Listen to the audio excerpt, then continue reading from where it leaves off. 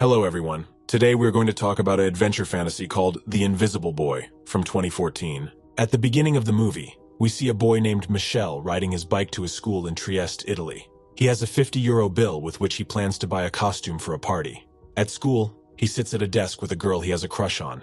Her name is Stella. Their lesson is interrupted by a police officer named Giovanna, who is Michel's mother. She has come to find out about the student's disappearance. Giovanna asks the class to inform the police if they hear anything about the missing student. As she leaves, Michel's nose starts to bleed and he runs to the restroom.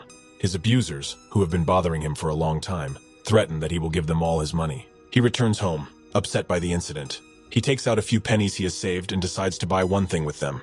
Then Michel walks into a rusty-looking shop and asks for a superhero costume. The seller gives him a tight jumpsuit and a lousy cape. He claims that it is a Chinese superhero costume. Michel is not happy with the costume, but buys it anyway.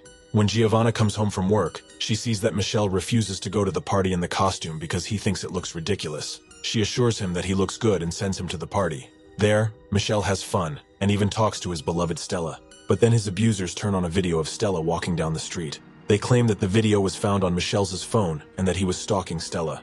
Confused, Michel runs to the bathroom and locks himself in. All his classmates are knocking on the door from outside and asking him to open it. Michel is frustrated and wishes he could turn invisible before turning off the light. In the next scene, we see him jumping out of the bathroom window and returning home. The next morning, Michel wakes up to his dog barking at him. He ignores it and goes to the bathroom to brush his teeth. When he looks in the mirror, Michel is shocked to see only a robe and a toothbrush. His body is not visible in the mirror. Michel runs out and takes off the robe. At this moment, his mother comes in and completely ignores the boy, proving that only Michel can see himself. When she starts to look around, Michel quickly writes on a piece of paper that he left for school early and puts it on the bed. Giovanna reads it and ignores it. When she leaves the room, she calls Michel on his phone. An invisible Michel answers and tells her that he is fine. Not knowing what to do next, he changes into long-sleeved clothes. Covering all parts of his body, he goes to school and watches Stella from afar.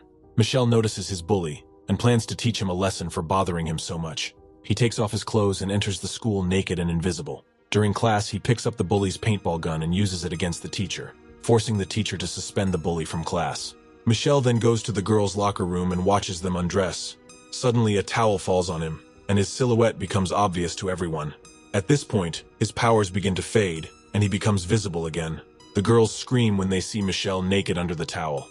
The next day, Michel is in his classroom, where a psychologist named Basili is giving a lecture on adolescent mental health. Two of Michel's classmates have run away from home in the past month, so he thinks it's important to understand how teenagers think.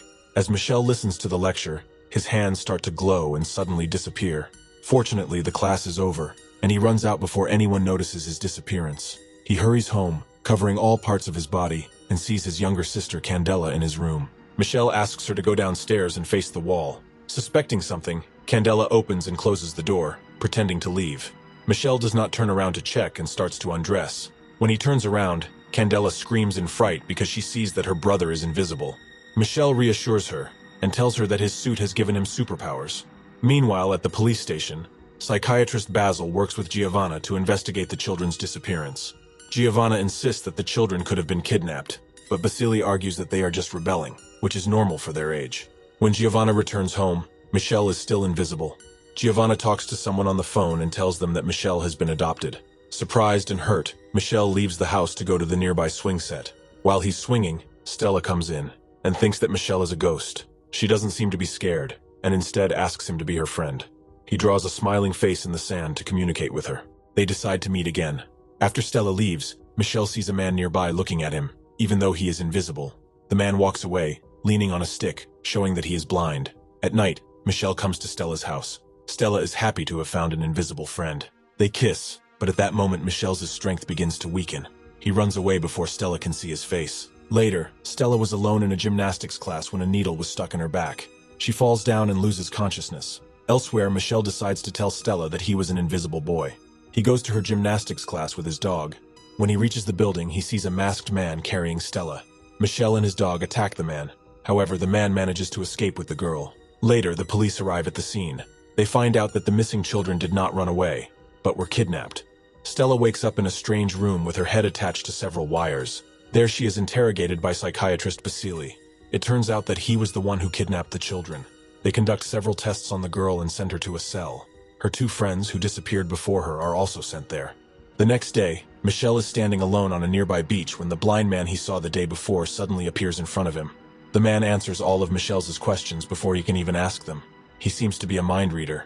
When Michel asks him who he is, the man answers that his name is Andrzej, and he is Michel's father. The boy does not believe Andrzej and accuses him of lying. Then Andrzej starts telling his story. He was an ordinary man from a small town in Russia until a devastating nuclear explosion occurred in the town. The radiation killed many people and changed others forever. It caused a mutation in their DNA, giving them unique superhuman abilities such as flight, telepathy, invisibility, and more. These people were called special and brought to a military camp called Division to be used as weapons. The Division used them beyond their capabilities. The more energy they used, the weaker they became. Another side effect was that they were all infertile, except for Andrzej and Michel's mother. So it was impossible to produce new special children. They had Michel, who was the first special child.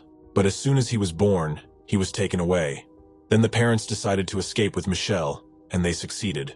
But the men from the Division were not going to give up. They pursued the couple to get the child back. Michel's father had the ability to read people's minds, and his mother had the ability to be invisible. Andrei managed to escape with Michel, but his wife was killed by the Division. Andrei knew that it was not safe for Michel to be with him, so he put him in front of Giovanna's door, reading her thoughts and confirming that she was a good person. Now people from the unit have found out that a special child lives in the city, so they kidnap children and test them to see if they are special. Hearing about his true origin, Michel is shocked. The boy almost doesn't believe it, but Andrei says they don't have much time to talk because the man sitting next to him thinks Andrei is suspicious and has already called the police. Andrei gives Michel a suit that becomes invisible with his body. Then he erases the memory of the man who suspected something and leaves. Soon the police arrive with Basili. Giovanna tells him that Michel has been adopted, and this makes Basili believe that he might be a special child. He offers to take Michel home. When they arrive home, Michel notices that Basili has a wound on his arm, exactly where his dog bit Stella's kidnapper. He looks at the man suspiciously and tries to run away. It turns out that Basili has locked all the doors and is planning to kidnap him. Michel runs into the room and takes off his clothes, becoming invisible. He manages to escape, but Basili pursues him. When they go outside, Michel sees his abuser Ivan on a bicycle. He gets on the back seat and asks him to leave quickly. Nervous Ivan complies with his request. When they reach a safe place, Michel opens up to Ivan and tells him everything about the kidnapping of their classmates. Meanwhile, Stella and her friends see a vent in the ceiling. They climb on top of each other, and Stella manages to get out. Hiding from the guards, she climbs up the tower and into the spotlight. Believing that her invisible friend will find them, she draws a smiling face on the object and raises it to the sky. Michel sees this and realizes that Stella is trying to give him a hint. He and Ivan go to get the lantern, but as soon as they get there, Stella is grabbed by the guards. Ivan causes an electrical malfunction with his paintball gun, and the invisible Michele goes inside. He sees Basili and his men watching Giovanna and Andrzej, who have teamed up to look for Michele. He goes further in and knocks out the guard. At gunpoint, he forces the other guard to open the cell where Stella and the other prisoners are being held. After pulling them out and trapping the guards, Michel shows himself to his friends, who are amazed. The boys want to run away, but Stella insists that they must save the old man she saw locked in another room. She and Michel go to rescue the old man, but Stella takes him to the villains and pulls a gun on Michel. Suddenly she faints, and the old man standing behind her begins to speak. It turns out that he has the power of mind control. He controls Basil and Stella to bring Michel here. Then he launches a submarine and puts Michel and Stella in it. The men take them out to sea. At this time, Andrzej and Giovanna arrive at the site and meet with Ivan. The building is about to explode in a few seconds. They quickly rescue the two kidnapped children and Vasil from inside. Andrzej reads Vasili's thoughts and realizes that someone has been controlling him. They quickly flee the building, which immediately explodes. Michel discovers the power of telekinesis and begins to destroy everything. Using his powers, he manages to destroy people and save himself and Stella. They finally return to the shore, where many people are waiting for them. Michele becomes invisible in front of them, demonstrating his power. Andrzej tells Michel that they will have to erase all their memories, because the division will come for them again.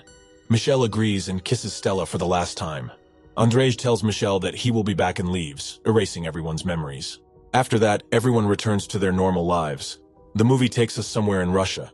Michel's mother, who was thought to be dead, turned out to be only wounded in battle.